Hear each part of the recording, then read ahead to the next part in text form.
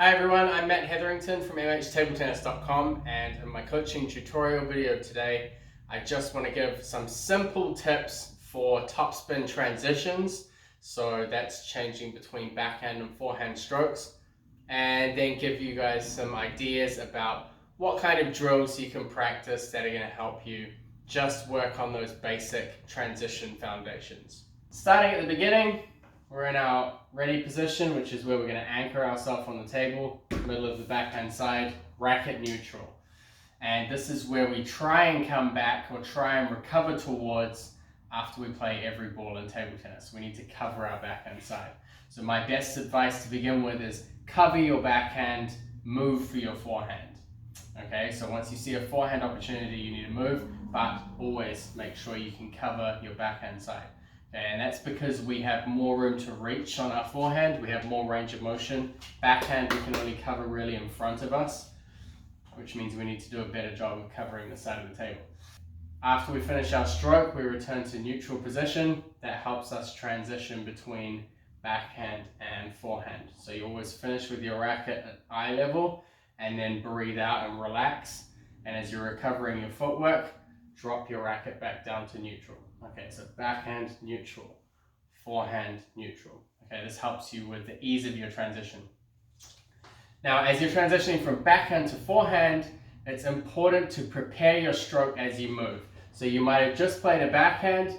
As you start moving for the ball, you're going to turn your body and bring your racket into position. Okay, so turn it across, and by the time you get in position, you're ready to go forward. Okay, so a lot of transitioning is down to preparation and making sure that you're ready to make your shot by the time your feet are in position and by the time the ball gets to you. It's also very useful when you're doing topspin transitions not to let your racket drop too much and not to recover into position for the next stroke. So if I play a forehand, I don't want to swing straight back for a forehand before I know where the ball's going. So you've got to start coming to this neutral position, watch your opponent's racket and watch their shoulders and their body to see where the next ball's going, then prepare for your shot. For beginners who are starting to practice transitions, the easiest place to start is playing one backhand, one forehand. Fixed drills where you know where the ball is going. And you just control one backhand, one forehand.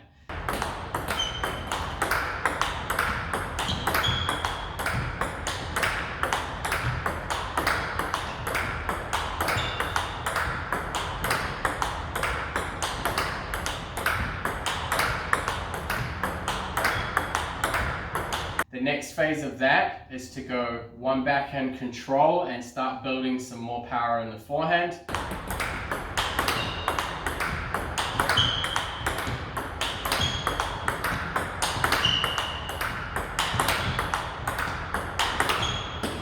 And then the third phase of that is to be able to play more forward from both wings.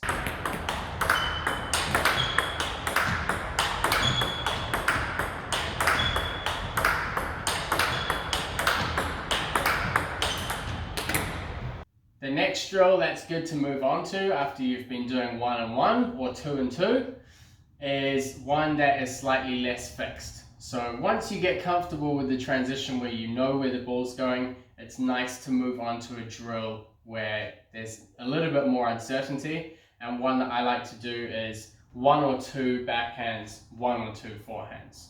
So you don't know whether there's going to be 1 or 2 shots played to each side. That puts you a little bit on the edge, and you really have to focus on where the ball's going and make sure that your transitions remain smooth and your footwork is good between those 2 points.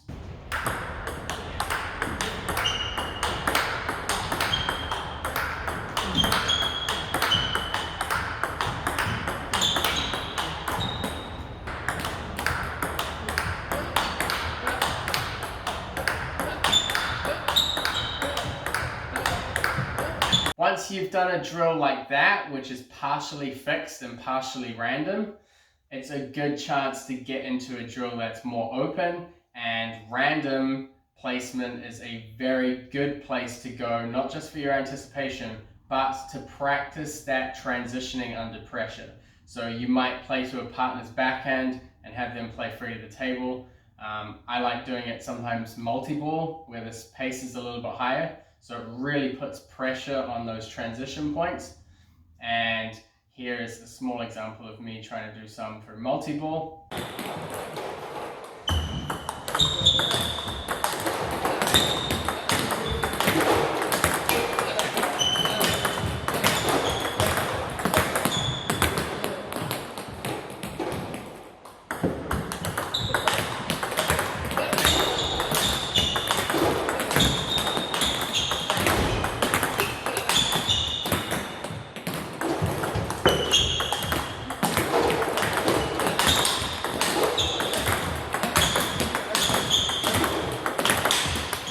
There are a lot of different drills that you can do to practice topspin transitions, and one of the ones that I like, which is on the fixed side, is hitting one backhand, one forehand in the middle, one backhand, one wide, and then also in the reverse, one forehand, one middle forehand, one backhand. And I think that just really helps not only work on the transition between backhand and forehand, but also on a shorter transition movement and a longer transition movement. So it creates different types of footwork at the same time as practicing those transitions.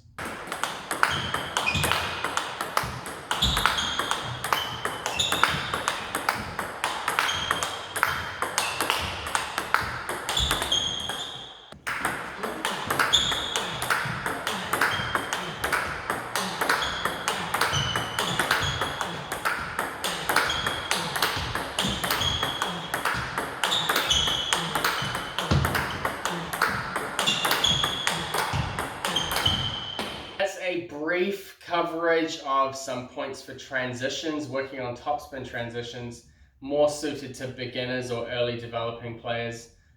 This is something that you really need to practice early on in your game.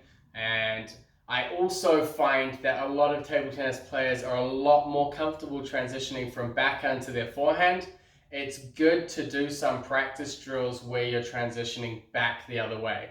Just going back over those basic pieces of advice: anchoring in our ready position, always coming back to the neutral position, making sure that we recover to the backhand and cover the backhand side and move for our forehand. We're always aiming to try and come back towards this recovery point on the table. And also, a big help to your transitions is really when you finish your stroke, not watching the ball that you've just hit, but making sure that your eyes go straight to the person at the other end of the table to get as much information as you can from watching their racket, where their shoulders are pointing, where their body weight's moving, and to know where and be able to anticipate where the next ball is going.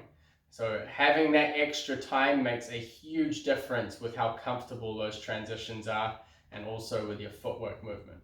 So there are a few very simple tips, and obviously aimed more towards beginner players, not for everyone who's watching these videos. But if you've stuck through the whole video and something in this has been useful for you, then that's great. And of course, if you have any questions, you can reach out to me, leave a comment, or reach me by email at mhtabletennis@gmail.com. And I will be back again tomorrow with my next coaching tutorial video.